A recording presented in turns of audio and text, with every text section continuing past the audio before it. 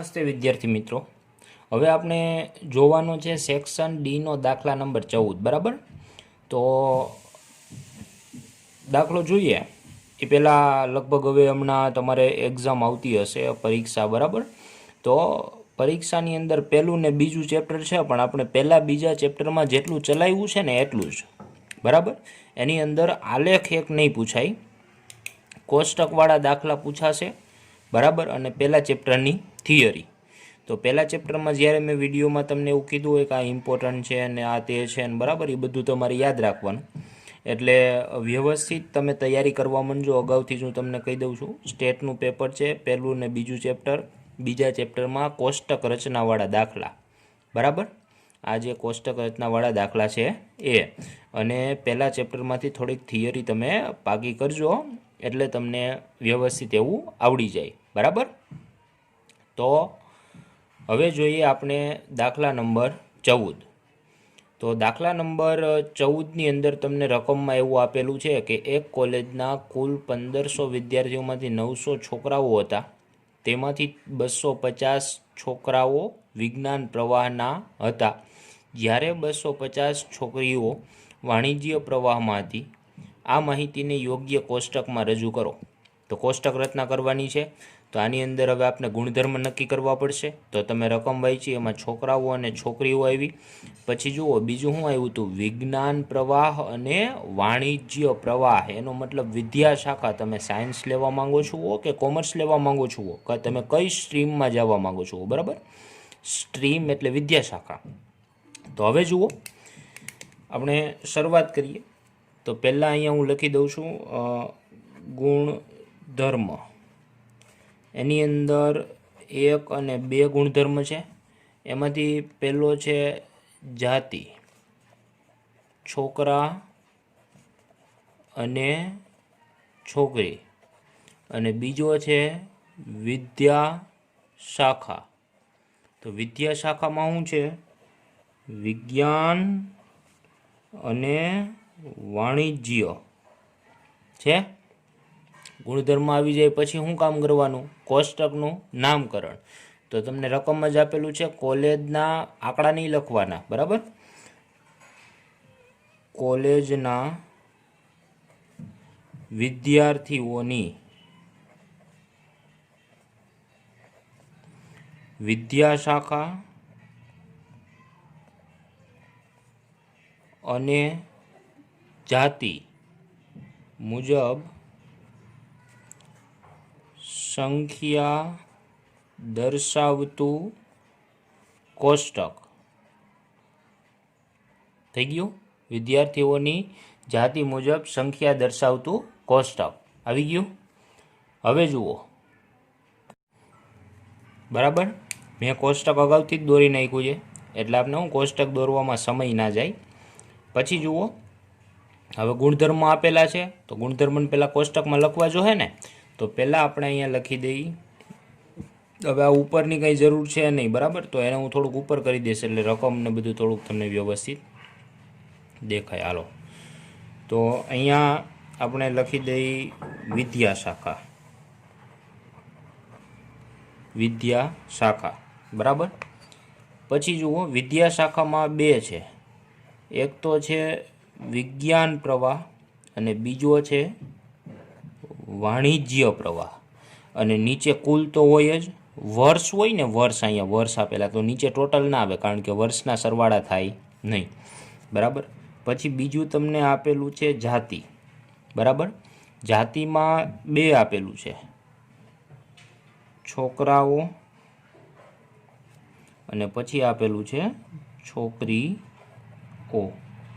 અને અહીંયા છેલ્લે કુલ તો હોય જ. કોષ્ટક બનાવતા તો આવડે જ છે. આ કોષ્ટકના ઘણા બધા દાખલા જોઈ ગયા. બરાબર, અને હવે થોડાક દાખલા વધ્યા છે, 6 દાખલા છે ખાલી. એમાં 5માં કોષ્ટક બનાવવાનું છે ને 1માં સવાલ જવાબ આપવાનું છે. એમાં 1 દાખલો તો અત્યારે આપણે ગણિત છીએ, એટલે હવે ગણવાના કેટલા બાકી, 4. પછી ચેપ્ટર પૂરું. તો જુઓ, આમાં આકૃતિ ને એ બધું અભ્યાસક્રમમાં નથી, એટલે આપણે તોય શીખી ગયા. બરાબર, પછી ઓલા આવૃત્તિ ચિહ્નવાળા દાખલા શીખી ગયા, થી વધુ ને થી ઓછું શીખી ગયા, પણ અભ્યાસક્રમમાં નથી, એટલે આપણે સ્વાધ્યાયમાં એ કરશું નહીં. બરાબર, તો જુઓ, હવે રકમ વાંચીને બધું ભરવાનું ને. એક કોલેજમાં કુલ 1500 વિદ્યાર્થીઓમાંથી, એટલે કુલ અને કુલ બે અહીંયા ભેગા થાય, કેટલા વિદ્યાર્થીઓ? 1500, બરાબર, 1500. 1500 વિદ્યાર્થીઓમાંથી 900 છોકરાઓ હતા. વિજ્ઞાનમાં વાણિજ્ય એમ કીધા નથી, 900 કેવા હોય? કુલ, બરાબર. તેમાંથી 250 વિજ્ઞાન પ્રવાહમાં, એટલે આમાંથી 250 છોકરાઓ કેમાં હતા? વિજ્ઞાન પ્રવાહમાં. આવી ગયા. જ્યારે 250 છોકરીઓ વાણિજ્ય પ્રવાહમાં હતી, 250 છોકરીઓ વાણિજ્ય પ્રવાહમાં, તો છોકરીઓ વાણિજ્ય પ્રવાહ કેટલી થાય? 250. આવી ગયું. આ માહિતીને યોગ્ય કોષ્ટકમાં રજૂ કરો. થઈ ગયું ને? હાલો જુઓ, 1500 છે, એમાંથી 900 છોકરાઓ હોય તો બાકીની કોણ હોય? છોકરીઓ. કેટલી હોય? 600. થઈ ગયું. 600માંથી 250 છોકરીઓ વાણિજ્યમાં હોય તો વિજ્ઞાનમાં કેટલી હોય? તો 600માંથી 250ને બાદ કરી નાખો તો કેટલા વધે? 350. 900માંથી 250 વિજ્ઞાનમાં હોય તો બાકીના વાણિજ્યમાં હોય ને, તો 900માંથી 250ને કાઢી મૂકો તો બીજા વધે 650. એ કેમાં હોય? વાણિજ્યમાં. હવે આ બેન ટોટલ કરી દો એટલે અહીં કુલ આવી જાય. વિજ્ઞાનમાં કુલ કેટલા? તો આ છોકરાઓ અને છોકરીઓનો ટોટલ તો કેટલો થઈ જાય? 600. 250 350 600 થઈ જાય ને. પછી વાણિજ્યમાં આ બેનો ટોટલ કરી દો એટલે કુલ મળી જાય તો 600 700 800 ને કેટલા? 900. તો ટોટલ થઈ ગયા 1500. આવડી ગયું બધાને? ખબર પડી ગઈ? બરાબર, સમજાણું? ઓકે, તો આ દાખલો થઈ ગયો પૂરો. બસ આમાં આટલું જ હતું, બીજું કંઈ લેવાનું હતું નહીં. બરાબર. તો હવે આપણે જોઈએ એના પછીનો નેક્સ્ટ દાખલો. એ આપણે આવશે સેક્શન ઈની અંદર. બરાબર. તો જુઓ, સેક્શન ઈની અંદર દાખલા નંબર તમને આપેલો છે 7. બરાબર. સ્ક્રીન પર તમને રકમ દેખાતી હશે. એમાં એવું કીધેલું છે, એક શાળામાં કુલ 850 વિદ્યાર્થી હતા. જો આ કોષ્ટક રચનાનો દાખલો છે, રકમ ઉપરથી તમને ખ્યાલ આવી ગયો હશે. બરાબર. આપણે હવે બધા કોષ્ટક રચનાના જ જોવાના છે, એટલે હવે આમાં આપણે ગુણધર્મોની બધું નક્કી કરતા જ જઈએ. બરાબર. તો પહેલાં આપણે હું અહીંયા લખી નાખું ગુણધર્મ. ગુણધર્મ આવી ગયું. એની અંદર આપણે જેટલા આવતા હોય એટલે આપણે વારાફરતી લખશું. હાલો, પહેલો જે આવે લખી. એક શાળામાં કુલ 850 વિદ્યાર્થી હતા, જેમાં ધોરણ 10, 11 અને 12, જો આ ધોરણ આવ્યા, ધોરણ કેટલા આવ્યા? 10, 11 અને 12 માં વિદ્યાર્થીઓનું પ્રમાણ 8:5:4 હતું. પ્રમાણ આપેલું છે, સ્પષ્ટ આંકડો આપ્યો નથી. 8:5:4 એટલે 8:10માં, 5:11માં અને 4:12માં. બરાબર. ધોરણ 10માં શાળાના કુલ વિદ્યાર્થીઓમાંથી 30% છોકરાઓ હતા અને 11માં છોકરાઓ અને છોકરીઓની સંખ્યા સમાન હતી. જો છોકરાઓ અને છોકરીઓ એટલે બીજો ગુણધર્મ આવી ગયો જાતિ. એમાં આવી ગયું છોકરાઓ અને છોકરીઓ આવી ગયું. બરાબર. પછી આગળ કીધું છે, જ્યારે ધોરણ 12માં છોકરાઓની સંખ્યા છોકરીઓની સંખ્યા કરતાં 3 ગણી હતી. આ માહિતીને યોગ્ય કોષ્ટકમાં રજૂ કરો. બરાબર. તો હવે જો આમાં ગુણધર્મ કેટલા આવ્યા? 2. તો આપણે કોષ્ટક મેં દોરેલું તૈયાર જ રાખ્યું છે. જે વસ્તુ વધારે હોય એને ઊભી લખવાની, એટલે ઊભું વધારે લખવાનું ને. 10, 11, 12 3 છે એટલે શું છે? ધોરણ. એટલે કોષ્ટક વધારે લાંબુ ના થાય, બીજું કાંઈ નહીં. ઊંચું આમ ઊભું થાય તો વાંધો નહીં, કારણ કે આડું જો કોષ્ટક મોટું થાય તો આપણે ચોપડામાં એટલી બધી જગ્યા ન હોય. એટલે 10, 11 અને 12 આવી ગયા. અને અહીંયા આવી જશે ટોટલ, એટલે કે કુલ. ઠંડા કુલ. પછી બીજું શું છે? જાતિ. જાતિની અંદર શું આવી જાય? છોકરાઓ અને બીજું આવી જાય છોકરીઓ. બરાબર. અને છેલ્લે આવી જશે કુલ, એટલે કે ટોટલ. હવે જુઓ, હવે એક શાળામાં કુલ 850 વિદ્યાર્થી હતા. કુલ 850 ને એટલે આ કુલ અને આ કુલ બે જ્યાં ભેગા થાય ત્યાં 850. કુલ 850 વિદ્યાર્થી હતા. પછી હું કીધું 10, 11 અને 12. જો અહીંયા ગણતરીમાં ધ્યાન આપજો, ગણતરી, બરાબર. તો 10, 11 અને 12, બરાબર. જો આ થોડુંક ઉપર લઈ લો એટલે તમને વ્યવસ્થિત દેખાય. ગણતરી પહેલાં કોષ્ટક થોડીક વાર ભૂલી જાય, પહેલાં ગણતરી જોઈ, બરાબર. કોષ્ટક આપણે એટલે કાઢી નાખી. 10, 11, 12 કેટલું પ્રમાણ રકમમાં કીધું છે? 8:5:4 કીધું છે, બરાબર. તો હવે જુઓ, પ્રમાણ આપેલું હોય ત્યારે મેં તમને શીખવાડ્યું છે, તમારે શું કરવાનું, એ પ્રમાણનો પહેલાં ટોટલ કરી નાખવાનો. તો જુઓ, 8 ને 4 12 ને 5 કેટલો થઈ જાય? 17 થઈ ગયું. હવે એ ત્રણ, આ જે ટોટલ આવ્યું હોય ને એ ત્રણેય છેદમાં લખી દેવાનું. લખી દીધો.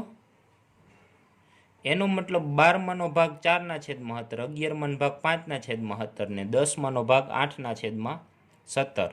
આ અપૂર્ણાંક થઈ ગયા. આ અપૂર્ણાંક તમે શીખી ગયા હોય નાના ધોરણમાં, બરાબર. તો હવે આ ભાગ છે તો કુલ કેટલા? 850. હવે જોજો, 10, 11 અને 12, બરાબર. કુલ કેટલા છે? 850. એ તમને ખબર છે. હવે જુઓ, કુલ 850 છે, તો આ 10, 11 ને 12 ટોટલ બધામાં 850 આવી ગયા. એના ભાગ પાડવાના છે, તો 8/17 ભાગ કોનો છે? 10માંનો. પછી આ 5/17 ભાગ કોનો છે? 11માંનો. અને 4/17 ભાગ કોનો છે? 12માંનો. આવી ગયા. 17 5 85, એટલે પાછળ આ 0 એમને એમ, એટલે અહીંયા બધા કેટલા થઈ જશે? 50. આવી ગયા. 50 8 કેટલા થઈ જાય? 200. 50 5, સોરી, 8 5 40, 400 થાય. 400. 50 5 250 અને 50 ચોકું 200 થઈ ગયું. તો હવે જુઓ, 400, 500, 600, 700, 800 ને આવડા 50 અલગથી 850 થઈ ગયા. ટોટલ 850 ભાગ પડી ગયા. કેવી રીતના પાડ્યા એ ખબર પડી. 10, 11, 12 આ પ્રમાણ આપેલું હતું, એનું ટોટલ કેટલું આવ્યું? 17. એ બધાને શું કરી દેવાનું? છેદમાં. એનો મતલબ 17માંથી 8 10માંના, 5 11માંના અને 4 12માંના થઈ ગયા. તો આ બધાના કુલ સંખ્યા શું કરી દેવાનું? ગુણી દેવાનું. એટલે એના તમને વિદ્યાર્થીઓની સંખ્યા મળી જાય, બરાબર. તો આ કેની આવી? 10માંની. પછી આ કેની આવી? 11માંની. આ કેની આવી? 12માંની, બરાબર. તો હવે કોષ્ટકમાં લખી દઈ. જુઓ, કોષ્ટકની અંદર તમને શું કીધું હતું? 10, 11, 12માં 8:5:4 હતું, બરાબર. વિદ્યાર્થીઓનું પ્રમાણ છે ને, તો વિદ્યાર્થીઓ એટલે કુલ વિદ્યાર્થીઓ, છોકરા કે છોકરીઓ કીધું નથી. તો જુઓ, 10માં 400, 250 ને 200 છે ને, તો અહીંયા કુલમાં 10માં 400, 250 અને 200 આવી ગયું. સમજાઈ ગયું દરેકને, બરાબર. અને આ બધાનું ટોટલ કેટલું? 850. હવે એના પછી ધોરણ 10માં શાળામાં કુલ વિદ્યાર્થીઓના 30% છોકરા. તો આ 10માં છોકરાઓની સંખ્યા છે ને, એ કુલ વિદ્યાર્થી 30%. કુલ વિદ્યાર્થી કેટલા? 850. એના 30% એટલે ગુણ્યા 30/100 થઈ ગયું. તો 1 0 ને 2 0, 1 0 ને 2 0 ગયા. 85 તેરી 255. એટલે કુલ વિદ્યાર્થીઓ 850, એના 255, બરાબર. થઈ ગયું? સમજાઈ ગયું બધાને? એના પછી જુઓ, આગળ તમને શું કીધું છે? ધોરણ 11માં છોકરાઓ અને છોકરીઓની સંખ્યા કેવી હતી? સમાન. 11માં ધોરણ છોકરા અને છોકરી કેટલા હતા? સરખા. તો ટોટલ 250 છે, તે બે કેટલા હોય? 125 125 હોય કે ના હોય? બરાબર. પછી આગળની રકમ વાંચો. જ્યારે ધોરણ 12માં છોકરાઓની સંખ્યા છોકરીઓની સંખ્યા કરતાં 3 ગણી હતી. જોજો, ધ્યાન આપજો. ધોરણ 12, જો અહીંયા ગણતરી કરવાની છે, ફરીથી સમજજો. અત્યારે કોષ્ટક ભૂલી જાઓ. ધોરણ 12, બરાબર, એમાં છોકરાઓ અને છોકરીઓ સમજજો. તમને શું કીધું? છોકરાઓની સંખ્યા ધોરણ 12માં છોકરાઓની સંખ્યા છોકરીઓની સંખ્યા કરતાં 3 ગણી હતી. એટલે છોકરા 3 ગણા હતા ને છોકરી કરતાં. એનો મતલબ એક છોકરી હોય ત્યારે છોકરા કેટલા થાય? 3. થઈ ગયા 3 ગણા. તો પ્રમાણ આવી ગયું. ટોટલ કેટલું? 4. તો 2/4 લખી દેવાના. કેવી રીતના આવી ખબર પડી ને? છોકરાઓની સંખ્યા 3 ગણી હતી એટલે એક છોકરી હોય ત્યારે કેટલા હોય છોકરા? 3. તો જુઓ, આ બોય અને આવડું અહીંયા આવી જશે ગર્લ. આવી ગયું. ટોટલ કેટલા છે? ધોરણ 12નું જ જોવાનું છો. તો ધોરણ 12માં જુઓ ટોટલ છે 200. તો અહીંયા આવી ગયા ટોટલ કેટલા? 200 આવી ગયા. હવે આ છોકરાનો ભાગ એની હારે ગુણી દઈ અને આ છોકરીઓનો ભાગ છે એની સાથે ગુણી દઈ કે ન ગુણી દઈ? બરાબર. તો 50 ચોકું 200. તો અહીં ઉડી જશે 50 ચોકું. તો 50 તેરી કેટલા? 150 ને 50 એકા 50. તો જુઓ, છોકરીઓ 50 અને છોકરા 150. તો છોકરીઓ કરતાં છોકરા 3 ગણા થયા કે નહીં? 50 તેરી 150. તો અહીંયા છોકરા આવી ગયા 150 ને છોકરીઓ આવી ગઈ 50. તો હવે 400માંથી 255 બાદ કરી દો તો આ છોકરીઓ મળી જાય. કેટલા વધશે? 200 જાય એટલે 200 વધે ને 200માંથી 55 જાય એટલે 145 થઈ ગયું. હવે ટોટલ કરી દઈએ આનું. અહીંયા થઈ ગયો 0 ને 4 ને 5 6 ને 5 11 નો એકડો ના 1 એટલે 310 અને અહીંયા 0 વધી પડી 1 5 ને 5 10 ને 11 12 13 નો તગડો ને વધી પડી 1 2 3 4 ને 5 530. સોરી, અહીં 20 થાય. 4 5 6 5 11 ને 1 વધી છે ને 5 5 10 0 અહીં 1 વધી એટલે 4 ને 5 6 7 8 9 10 11 12 બગડો. સોરી હો. હાલો, થઈ ગયું ને 320 અને 530. આ આપનું કોષ્ટક થઈ ગયું પૂરું. પણ અહીંયા જો એક વસ્તુ આપણે નથી કીધી, નામકરણ. તો એ ભૂલવાનું છે નહીં. બરાબર. તો આનું નામકરણ હું તમને અત્યારે કહી દઉં, પણ તમે જાતે લખવાનો પ્રયત્ન કરજો. એક શાળામાં વિદ્યાર્થીઓનું રકમમાં જ હોય. બરાબર. ધોરણ અને જાતિ મુજબ સંખ્યા દર્શાવતું કોષ્ટક. આવી ગયું? સમજાઈ ગયું બધાને? બરાબર. તો આ થઈ ગયું તમારું કોષ્ટક નંબર 7 પૂર્ણ. બરાબર. વિભાગ ઈનું દાખલા નંબર 7 આવી ગયો ને? ઓકે, સરસ. હવે જુઓ, વિભાગ ઈનો આપણે જોવાનો છે દાખલા નંબર 8. બરાબર. તો દાખલા નંબર 8ની રકમ તમને સ્ક્રીન પર દેખાતી હશે. કોષ્ટક દોરેલું તૈયાર છે. તો આપણે રકમ વાંચીએ અને ભેગા ગુણધર્મય લખતા જઈશું, કારણ કે કોષ્ટક રચનાનો જ દાખલો છે. બરાબર. એટલે હું અહીંયા બોર્ડિંગ મારેલું જ છે અને અહીંયા લખી દઉં ગુણધર્મ. થઈ ગયું. અને જેટલા આવે એટલા આપણે લાઈનમાં લખતા જઈશું. 2 તો આવશે જ, પછી જોઈએ આપણે. આ રકમ લાંબી છે એટલે કદાચ 3 લાગે છે. બરાબર. હાલો જુઓ. એક શાળામાં 2013ના વર્ષમાં કુલ 1200 વિદ્યાર્થી ભણતા હતા, જેમાં કુલ 400 છોકરીઓ હતી અને તેમાંથી 50 છોકરીઓ હોસ્ટેલમાં રહેતી ન હતી. જો કેટલી વસ્તુ જોઈ.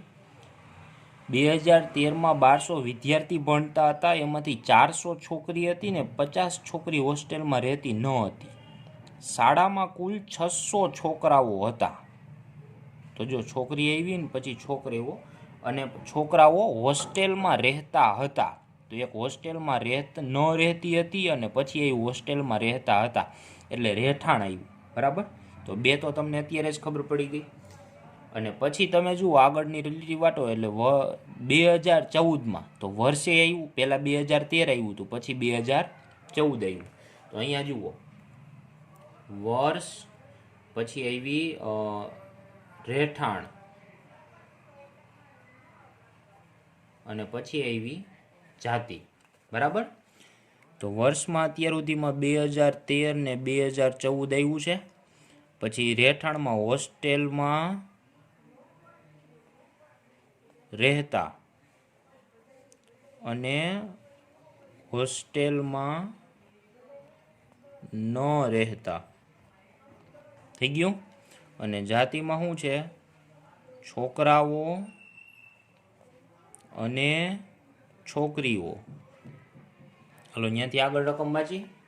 તો 2014ના વર્ષમાં શાળામાં છોકરીઓની સંખ્યામાં 20%નો તેમજ છોકરાઓની સંખ્યામાં 20%નો તેમજ છોકરીઓની સંખ્યામાં 30%નો વધારો થયો. આ વર્ષે 260 છોકરાઓ અને 100 છોકરીઓ હોસ્ટેલમાં રહેતા ન હતા. વર્ષ 2015માં, તો હજી જો અહીંયા 2014 જ છે ને, હજી 2015 આવ્યું. તો વર્ષ 2015માં તે શાળામાં 140 છોકરાઓ તેમજ 100 છોકરીઓનો ઉમેરો થયો. અને આ તમામ નવા વિદ્યાર્થીઓ હોસ્ટેલમાં રહેતા વિદ્યાર્થીઓની સાથે જ રહેતા હતા. આ માહિતીને યોગ્ય કોષ્ટકમાં રજૂ કરો. તો હાલો યોગ્ય કોષ્ટકમાં રજૂ કરવાની છે, બરાબર. તો હવે તમે જુઓ, તમને આ ગુણધર્મ મળી ગયા છે. એના પછી તમારે કામ શું કરવાનું છે? કોષ્ટકનું નામકરણ કરવાનું, બરાબર. તો આપણે નામકરણ કરી દઈએ. વર્ષ 2013 થી 2015 એટલે 14 લખવું નહીં ને. દરમિયાન શાળાના વિદ્યાર્થીઓની તેમના રહેઠાણ અને જાતિ, આ વર્ષ તો પહેલાં જ લઈ લીધું ને આપણે, રહેઠાણ અને જાતિ મુજબ સંખ્યા દર્શાવતું કોષ્ટક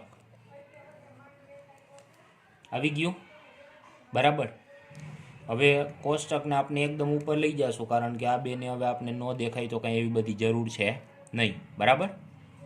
તો જુઓ, કારણ કે રકમ નીચે વ્યવસ્થિત ગણતરીને બધું દેખાવું જોઈએ ને. તો પહેલાં તો આપણે આ ગુણધર્મની પહેલાં કોષ્ટકમાં લખી નાખી, બરાબર. એક તો વર્ષ છે, વર્ષને ઊભું જ લખી નાખી.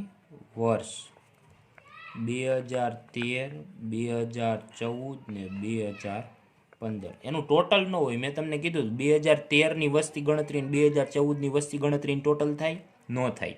તો એક શાળામાં 2013માં કેટલા ભણતા હોય છોકરાઓ અને 2014માં કેટલા ભણતા હોય, બેયનું ટોટલ કરીને ગણતરી થાય ના થાય, બરાબર. તો એનું છેલ્લે ટોટલ હોય નહીં. પછી અહીંયા આપણે લઈ લઈ હોસ્ટેલમાં રહેતા, અને અહીં લઈ લઈ હોસ્ટેલમાં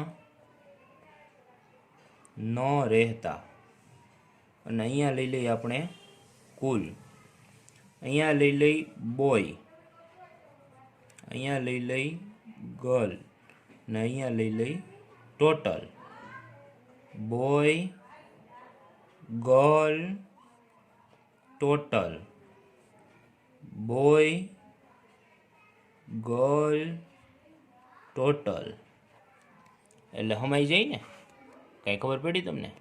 બરાબર. આપણે મેં થોડુંક અંગ્રેજીમાં લખ્યું એટલે શું છે? સમાઈ જાય. કોષ્ટક તૈયાર થઈ ગયું. હવે ઉપરની કાંઈ જરૂર છે નહીં. તો હવે આપણે કોષ્ટકને જ આપણે આમ ઉપર અડાડી દઈએ, બરાબર. તો હવે રકમ વાંચે જાય અને બધું લખે જાય, બરાબર. તો રકમમાં ધ્યાન આપજો. રકમની અંદર તમને કીધું છે એક શાળામાં 2013ના વર્ષમાં 1200 વિદ્યાર્થી ભણતા. એટલે હવે તમારે ખાલી 2013ની જ લાઈન જોવાની. 2013માં 1200, કુલ 1200, એટલે ટોટલમાં કેટલા આવી ગયા? 1200 આવી ગયા, બરાબર. બોય ગર્લ કે બીજું કાંઈ કીધું નથી, એટલે હોસ્ટેલમાં રહેતા ન રહેતા કાંઈ કીધું નથી, એટલે કુલમાં જ 1200. જેમાં કુલ 400 છોકરીઓ હતી. 1200માં કુલ કેટલી? 1200માં કુલ ગર્લ 400. તો 800 કોણ હોય? છોકરાઓ હોય કે ન હોય? સમજાઈ ગયું? એને કીધું ને 400 છોકરીઓ હતી 1200માંથી, તો 800 કોણ હોય? છોકરાઓ. હાલો આગળ રકમ, જેમાંથી 50 છોકરીઓ હોસ્ટેલમાં રહેતી ન હતી. 400માંથી હજી 2013ની જ લીટી હાલે છો. હોસ્ટેલમાં ન રહેતી છોકરીઓ કેટલી? 50. થઈ ગયું. પછી જુઓ, શાળાના કુલ 600 છોકરાઓ હોસ્ટેલમાં રહેતા હતા. તો જુઓ, હોસ્ટેલમાં રહેતા છોકરાઓ કુલ કેટલા? 600. આવી ગયા. શાળામાં કુલ 600 છોકરાઓ હોસ્ટેલમાં રહેતા હતા. તો કુલ હોસ્ટેલમાં રહેતા નથી, તો અહીં રહ્યું શાળા હોસ્ટેલમાં રહેતા બોયઝ 2013 કેટલા? 600. હાલો હવે જુઓ, 2013ની લીટી પૂરી થઈ ગઈ ને 2014નું શરૂ થયું. તો 2013ની લીટી આપણે પહેલાં પૂરી જ કરી દઈએ, બરાબર. હાલો જુઓ, અહીંયા કુલ છોકરાઓ કેટલા? 800. એમાંથી હોસ્ટેલમાં રહેતા કેટલા? 600. તો હોસ્ટેલમાં નો કેટલા રહેતા હોય? 200. તો 600 રહેતા ને 200 ન રહેતા, એટલે કુલ 800 થઈ ગયા. કુલ છોકરીઓ કેટલી? 400. એમાંથી 50 હોસ્ટેલમાં નહોતી રહેતી ને. જો હોસ્ટેલમાં ન રહેતી 50, તો હોસ્ટેલમાં કેટલી રહેતી હોય? 350 રહેતી હોય કે નહીં? તો આ 350 ને 50 કેટલા થઈ જાય? 400 થઈ ગયા, બરાબર. હવે આ બેનું 200 ને 50 એટલે અહીં ટોટલ આવી જાય 250 ને 600 ને 300 950 એટલે અહીં ટોટલ આવી જાય 950. 2013નું કામકાજ જ પૂરું કરી દીધું. હવે 2014 વાળી લાઈન. 2014ના વર્ષમાં તે શાળામાં છોકરાઓની સંખ્યામાં 20%નો તેમજ છોકરીઓની સંખ્યામાં 30%નો વધારો થયો. એટલે કુલમાં જો એને રહેતા હોસ્ટેલમાં કે એમ નથી કીધું. તો અહીંયા જુઓ, છોકરાઓ કેટલા છે? 800 છે ને. એમ કેટલા વધારો થયો? 20%નો વધારો થયો ને. 20% એટલે 20 ભાગ્યા 100. તો 20 ને 20 ગયા એટલે 160 વધારો થયો હોય 20% એટલે. તો આ 800માં એ પ્લસ 160 કરી દઈએ. આ 160 ને 800માં ઉમેરી દઈએ તો કેટલા થઈ જાય? 960 થઈ ગયા કે નહીં? હવે પછી શું કીધું? છોકરીઓની સંખ્યામાં 30% વધારો થયો. છોકરીઓ કેટલી છે? 400. એમાં 30% વધારો થયો ને એટલે ગુણ્યા 30%, એટલે ભાંગ્યા 100 થઈ જાય. 2 મિનિટ 2 મિનિટ ગયા, 30 ચોકું 120. તો 120નો વધારો થયો. આટલી તો હતી જો, એમ કીધું વધારો થયો એટલે 400 તો હતી જ ને, પ્લસ 120 વધી એટલે કેટલી થાય? 520, બરાબર. આ બેન ટોટલ કરી દો એટલે કુલ મળી જાય. તો 900 ને 500 1480. તો ટોટલ કેટલા થઈ ગયા? 1480. કેવી રીતના એવું ખબર પડી? તમને શું કીધું? છોકરાઓની સંખ્યામાં 20% અને છોકરીઓની સંખ્યામાં 30% વધારો થયો. ક્યારે? 2014માં. તો 2013માં હોય એમાંથી વધારો થયો હોય ને, નવેસરથી જ કાંઈ હોય નહીં. તો 800 હતા તો 20% વધાર્યા, અને 400 હતા તો 30% વધાર્યા. કેવી રીતના વધાર્યા અહીં જોયું? સમજણ પડી બધાઈને? ઓકે. હવે પછી આગળ, આ વર્ષે 260 છોકરાઓ અને 100 છોકરીઓ હોસ્ટેલમાં રહેતા ન હતા. એટલે સીધું જ આપી દીધું, 260 છોકરાઓ અને 100 છોકરીઓ હોસ્ટેલમાં રહેતા ન હતા, બરાબર. તો ટોટલ કેટલા થઈ ગયા? 360. હવે આ તો એમને મળી જાય ને. જુઓ, 960 ટોટલ છોકરાઓ છે ને 2014માં, એમાંથી હોસ્ટેલમાં નહોતા કેટલા રહેતા? 260 છોકરાઓ, બરાબર. તો 960માં 260 જાય એટલે કેટલા આવી જાય? 700. અને 520 છે એમાંથી 100 છોકરીઓ હોસ્ટેલમાં નહોતી રહેતી, તો કેટલી રહેતી હોય? 420. તો ટોટલ આ બેનું ટોટલ કેટલું થઈ જાય? 920. સમજાઈ ગયું દરેકને? બરાબર. કેવી રીતના એવું ખબર પડી ને? તમને આ સીધું આપી દીધું, 260 છોકરાઓ અને 100 છોકરીઓ છે એ હોસ્ટેલમાં રહેતા ન હતા. તે સીધું જ લખી નાખો. ટોટલ થઈ ગયું 360. પછી આ લાઈનમાંથી આ લાઈન માઇનસ કરી દો એટલે આ મળી જાય કે ન મળી જાય? કુલમાંથી આ હોસ્ટેલમાં ન રહેતાવાળા બાદ કરો તો હોસ્ટેલમાં રહેતાવાળા મળે ને કે ન મળે? સમજાય છે કે નહીં? બરાબર. હવે જોવાનું રહ્યું ખાલી કયું? તો કે 2015નું, બરાબર. 2015માં તે શાળામાં 140 છોકરાઓ તેમજ 100 છોકરીઓનો ઉમેરો થયો. તો હવે જુઓ, 2015માં શું બન્યું? આ 960 તો હતા જ, એમાં જ કેટલા વધ્યા? 140 વધ્યા. તો 960માં 140 વધે એટલે 960 પ્લસ 140 કરવા પડે ને.